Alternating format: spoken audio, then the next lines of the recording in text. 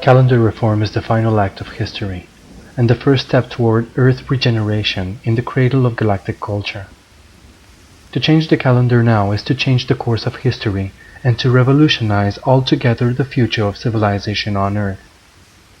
In making these sweeping but accurate statements, we would be remiss if we did not present a brief history of modern calendar reform, so that we may be able to better grasp the subtleties and far-reaching implications of such reform.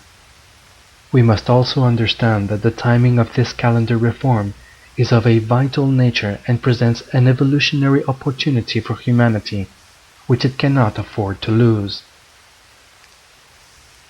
The topic of calendars and calendar reform is not a popular one, for the simple reason that the calendar in use functions as a dogma, and therefore there appears little reason to question it. Most people do not have any idea where the current calendar came from. People who live in mostly non-Western societies function with what is called a lunar calendar, as well as the more recent Gregorian calendar. The lunar calendars also dogmatize the sense of time. Though we speak of the Arab, Hebrew, or Chinese lunar calendars, for example, it should be kept in mind that there is only one moon, and hence all lunar calendars are actually the same measure. The lunar calendars in use measure the synodic cycle of the moon, from new moon to new moon. This is a cycle of 29.5 days. 12 of these synodic lunations take 354 days, 11 days short of the solar orbit of the Earth. The sidereal cycle of the moon, the measure of the moon from the same place it appears in the sky, is only 27.5 days. Between the synodic and sidereal measures, the mean lunar cycle is 28 days. While the lunar calendars in use by different world cultures is no way solar calendars, or a measure of the Earth's orbit, the Gregorian calendar in use today is an approximation of a solar calendar. We say approximation because on the one hand, while the Gregorian calendar accounts for the 365-day solar cycle, inclusive of one extra day every 4 years, its standard of measure is irregular and corresponds to no natural cycle whatsoever. It must be unequivocally understood that an irregular standard of measure has a profound effect on the mind, especially an irregular standard of measure of time. This is because time is a mentally perceived phenomenon, unlike space, which is perceived through the senses. A standard of measure which is irregular and uneven is inherently problematic. Our sense of time is a fundamental perception. If the standard of measure of time that we use is irregular, then we must contemplate deeply and understand what it does to our mind over centuries of prolonged use. If the clock represents the mechanization of time, the Gregorian calendar is the instrument which normalizes the mechanization of time as a mental institution, inseparable from the irrational irregularities of its monthly count. In this way, modern human civilization has acquired its quality of institutionalized machine efficiency, inseparable from a host of irrational social problems, crime and war. Aside from the Vatican itself, which preceded and sponsored the Gregorian calendar reform, virtually all of the inventions, nation-states, and institutions of the modern world are incorporated in this calendar. Any attempt to reform the current civil calendar must come to terms with everything that is incorporated in this calendar. Some 200 years after the Gregorian calendar reform came the French Revolution and the call for a new calendar. The Republican calendar of 1793 replaced the Gregorian calendar with a 12-month schedule of 30 days each, plus a 5-day period at the end of the year. The French Republican calendar was essentially the same as a Babylonian type, which had the same way of dividing the year into 12 30-day months, with a 5-day purification cycle at the end. Every 4 years this 5-day period of the French Republican calendar was extended to 6 days, to account for the quarter day. The 7-day week was replaced by the Decalogue or 10-day cycle. The French Republican calendar lasted 10 years, until 1803, when it was replaced by the Gregorian calendar once again. The anti-ecclesiastical, pro-rationalist sentiment which animated the French Republican calendar was also behind the proposed calendar reform of the 19th century French thinker Auguste Comte, 1798 to 1857. Best known as the founder of the modern discipline of sociology, philosopher and mathematician Auguste Comte had the opportunity in the 1840s of learning about a calendar of 13 months of 20 days each. This information came from travelers who had been to Tahiti, where this calendar was well known among the Polynesians.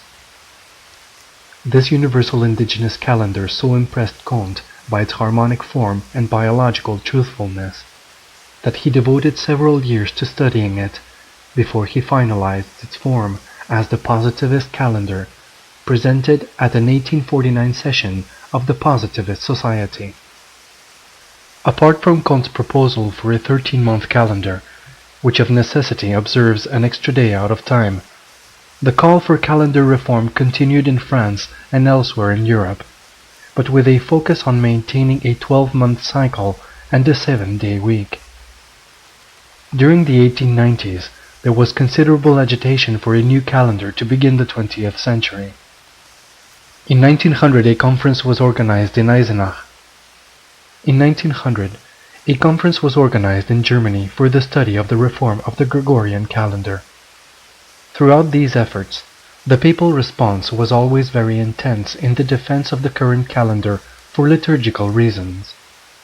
But a further defense put forth by the Vatican was that any calendar reform had to respect the succession of the 7-day week. This argument of the Vatican very much restricts or even deadlocks the debate on calendar reform, and essentially functions as a catch-22, which says, yes, you can reform the calendar, but only so long as there is no break in the succession of the 7-day week, and that there are 12 months. Anyone skilled at problem solving will see that these guidelines very much limit the possibilities of calendar reform, and in fact have been the cause of a lack of success of every effort at calendar reform in the last 150 years. Indeed, all that this argument really amounts to is an expression of the power of the Catholic Church to maintain its calendar as the world standard. This notwithstanding, it is of great interest that the 13-moon positivist calendar of Comte, originally derived from the indigenous Polynesians of Tahiti, figured again in the Pan-American Scientific Congress, held in Santiago, Chile from December 25, 1908 to January 5, 1909. In this seminal event, a Peruvian by the name of Carlos A. José introduced a calendar reform using a 13-month calendar identical of that of Augusto Comte.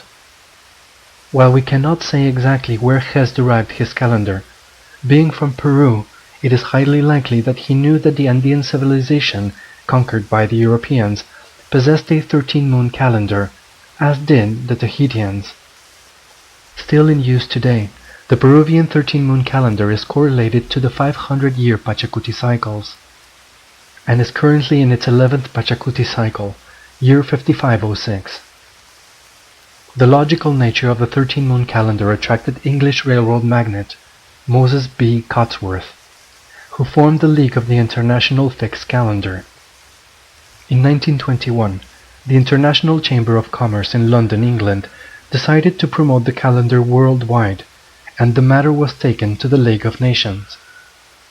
During the 1920s, Cotsworth attracted the interest of George Eastman of Eastman Kodak, who organized a great campaign on behalf of the International Perpetual Calendar.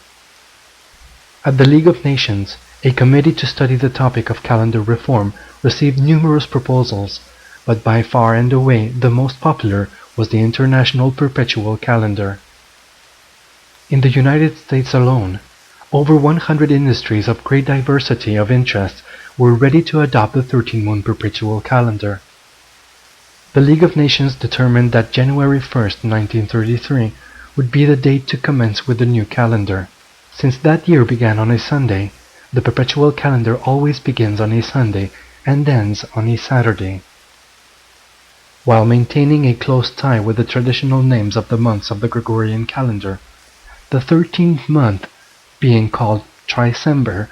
The opposition to the calendar was mounted against the null day, between the last Saturday of one year and the first Sunday of the next year. This is because 13 times 28 equals 364 days, or 52 perfect weeks, which is what attracted the accountants of industry, and the solar year counts 365 days. Despite the sheer self-existing perfection of form of the 13-month calendar, resistance to it focused on a great campaign against the unique null day, the very point by which it maintained its perpetual perfection. Here the inertia of institutionalized ignorance and disharmony were able to put a stop to this otherwise most successful effort at calendar reform. In 1931, the 111 delegates representing the 42 member states of the League of Nations listened to the 28 pages of the report of the Preparatory Commission. While many countries including the United States, Brazil, France, Switzerland, and Germany voted in favor of the 13-month calendar, Hungary, Italy, and the Netherlands voiced opposition to the institution of a perpetual calendar which implied the introduction of supplementary days. Support for this antagonistic position grew with the objection of various astronomers, such as Federico Ulm of the Astronomical Observatory of Lisbon and Pope Pius XI, who argued that the break in the succession of the 7-day week would create chaos and calamity. The Pope further argued that the matter of fixing the date of Easter was exclusively under his jurisdiction. This position was further supported by editorials in leading newspapers such as the London Times, October 13, 1931, which argued in favor of the religious scruples, and the New York Times, December 16, 1934, which echoed the reasoning concerning the damage to be done by breaking the weekly succession, a succession which, it was argued, had not been broken since the most ancient biblical times.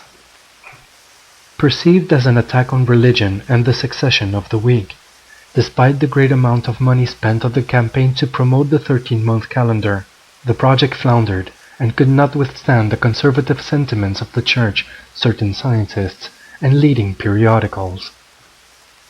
Supported by a counterinsurgency of various organizations wishing to create an atmosphere favorable to the abolition of the Gregorian calendar, a final effort was made in favor of a moderated 12-month calendar to occur on Sunday, January 21, 1939. However, this calendar also contained the notorious null day, and on September 4, 1937, the Committee of Communications of the Society of Nations in Geneva arrived at the conclusion that the time had not yet come to reform the calendar. In 1950, Pope Pius XII issued a pronouncement that the Church was not opposed to calendar reform, but was opposed to the proposals that included universal days, which are not days of the 7-day week. This sentiment is echoed in the 1962 Declaration of Calendar Reform at the conclusion to the Vatican II Ecumenical Council. As of the middle of the 20th century, the Gregorian calendar prevailed worldwide.